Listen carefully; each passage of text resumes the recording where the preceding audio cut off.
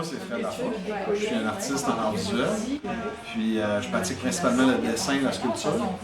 Je m'intéresse beaucoup à la question des relations de pouvoir entre dominant et non-dominant. Ces questions-là m'interpellent beaucoup.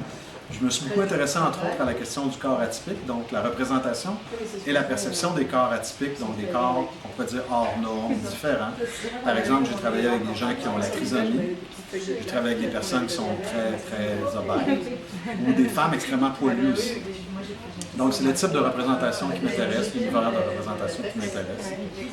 Et puis, ce qui m'intéresse beaucoup, c'est de montrer aussi comment le regard par rapport à la laideur ou à l'atypique, comment le regard il est ambigu, il est complexe. Comment la laideur, c'est pas seulement un phénomène, comment la laideur n'est pas simplement le revers du beau, le contraire du beau, que non, c'est au contraire un phénomène plus complexe, plus riche.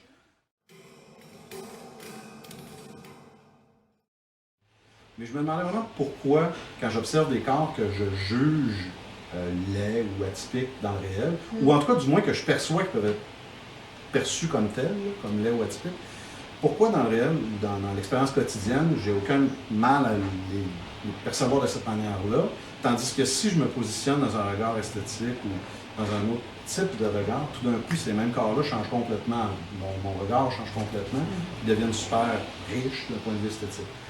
Cette question-là m'embêtait, puis bon, elle a amené toute une série de questions quand j'ai commencé le doc, puis toute une réflexion sur ce thème-là.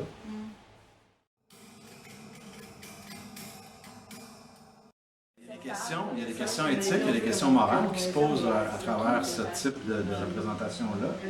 Il y a différentes manières de représenter aussi la laideur et l'atypique. On peut le représenter d'une manière provocante, subversive. Il y a beaucoup d'artistes qui l'ont fait, je l'ai fait aussi quelquefois.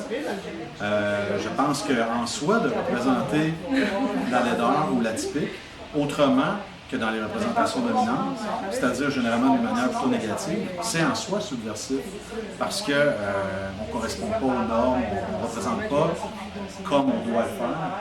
Il y a aussi des enjeux éthiques par rapport à la réception, c'est-à-dire comment les gens reçoivent le travail.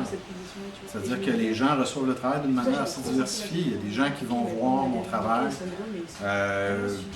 dans une perspective d'émancipation, c'est-à-dire qu'ils vont se dire « Ah, c'est bien, on représente les corps gros, on représente les personnes trisomiques d'une manière positive. » Donc, ça peut aider à faire voir autrement ces personnes-là. Mais il y a des gens aussi qui sont juste choqués. C'est quoi ton œuvre la plus provocante? Oui, parmi les tiennes. Ben, dans mon travail, en général, quand j'étais plus jeune, au bac à la maîtrise, j'ai fait des trucs qui étaient très subversifs. J'étais plus frontal dans ma dynamique. J'ai représenté, par exemple, je travaillais sur la castration, j'ai représenté des hommes castrés d'une manière très visuelle, très clair, donc ça c'était assez provoquant. J'ai aussi beaucoup travaillé avec des images qui venaient du photojournalisme, donc par exemple des images de Palestiniens ensanglantés, mais je les représentais sur des fonds de tapisserie rose avec des petites fleurs, tout ça, donc ça faisait un contraste qui était assez perturbant.